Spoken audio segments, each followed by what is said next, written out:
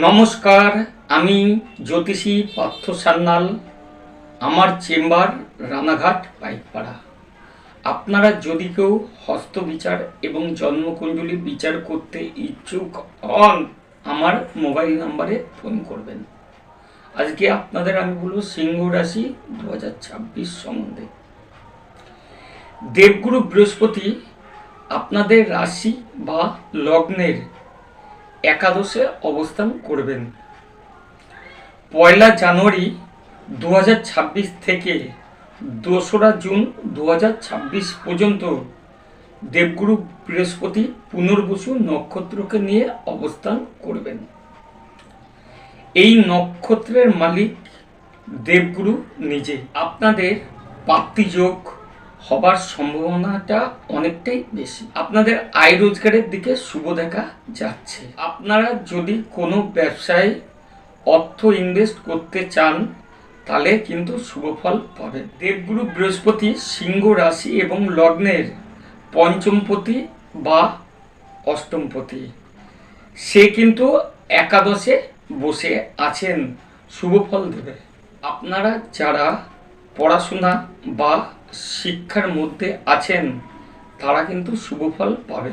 তাছাড়া শিক্ষার্থীদের মধ্যে যাদের পড়াশোনা বন্ধ হয়ে গেছিল তাদের কিন্তু পড়াশোনা চালু হয়ে যাবে। সিংহ লগ্নের পঞ্চমে দেবগুরু বৃহস্পতি সপ্তম দৃষ্টি দিচ্ছে।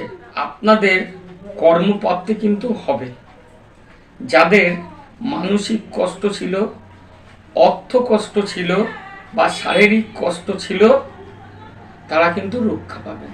দেবগুরু বৃহস্পতির পঞ্চম দৃষ্টির কারণে আপনাদের ভাই বোনদের মধ্যে যে মতবিবাদগুলো ছিল সেগুলো কিন্তু মিটে যাবে। ব্যবসায় কিন্তু আপনাদের অর্থ লাভ হবে এবং 2026 সাল কিন্তু আপনাদের শুভ যাবে। এছাড়া দেবগুরু বৃহস্পতির নবম দৃষ্টির কারণে যাদের বিবাহে বাধা ছিল তাদের কিন্তু বিবাহ যোগ শুরু হবে।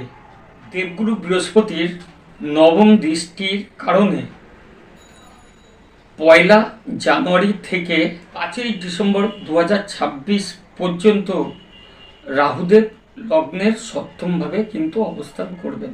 সপ্তমে রাহু কিন্তু বিবাহে বাধা দেবেন না, সেখানে কিন্তু রাহুদেব শুভ ফল দেবেন, বরং বিয়েতে সহযোগিতা করবেন। রাহু কিন্তু তার নিজের মূল ত্রিকোণে অবস্থান করছেন। রাহুর আনন্দময় গৃহ। বৃহস্পতির দৃষ্টির কারণে যাদের বিবাহ হচ্ছিল না তাদের কিন্তু বিবাহ হয়ে যাবে।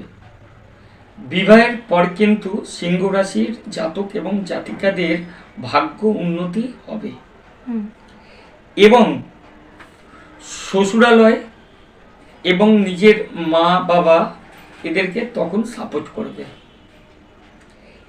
এবং জীবনসঙ্গীর শারীরিক কিছু সমস্যা আসতে পারে। এরপর দেবগুরু বৃহস্পতি 2রা জুন 2026 কর্কট রাশিতে অবস্থান করবেন। আপনারা আপনাদের রাশির দ্বাদশে দেবগুরু বৃহস্পতি অবস্থান করবেন। এখানে দেবগুরু কিন্তু তুঙ্গস্থ অবস্থায় থাকবে।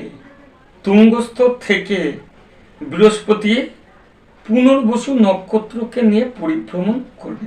আপনাদের রাশির বা লগ্নের দ্বাদশে অবস্থান করবেন দেবগুরু বৃহস্পতি।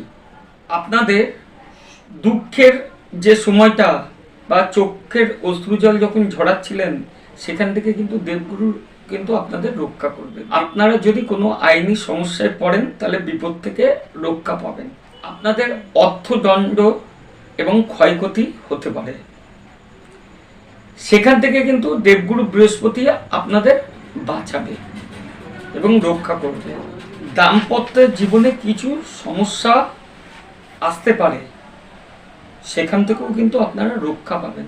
চতুর্থে গিয়ে দেবগুরুর দৃষ্টি দিয়ে সংসারে শান্তি আনবেন এবং মায়ের শরীর ভালো যাবে। নমস্কার, আমার ভিডিওটা দেখার জন্য অসংখ্য ধন্যবাদ।